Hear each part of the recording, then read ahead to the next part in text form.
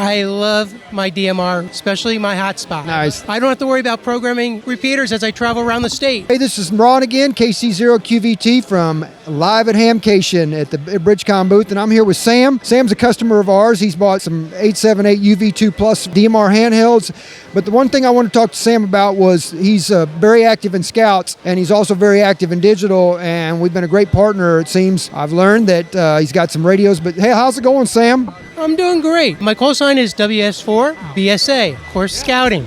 Oh, nice. I am one of the co-chairs for the JOTA, which is Jamboree on the Air. That is held every October, the third weekend of October every year, where all the scouts from around the world get on ham radios and talk to each other. Are they getting their licenses, or are they already licensed? New this year is actually a cram session on Saturday with a testing session on Sunday. Are you getting them into digital? Yeah, absolutely. What's your experience been like with digital radio and DMR particularly? I love my DMR, especially my Hotspot. Nice. I don't have to worry about programming repeaters as I travel around the state. I have my Hotspot on my dash. It's plugged into my MiFi, and I got the rest of the radio going through the stereo in the car system with the push-to-talk on the steering wheel. It's beautiful. What a way to go. Awesome. Are you getting help with BridgeCom University? Absolutely. Online videos are phenomenal. Well, one of the things that was intriguing to me is that you're getting the help you need. And it's not, you don't just get a radio and then hope you figure it out, but we wanted to get behind you and be a team player with you. The beauty of BridgeCom is the support. I mean, I was on the phone with Jeremy the other day with a really obtuse question about,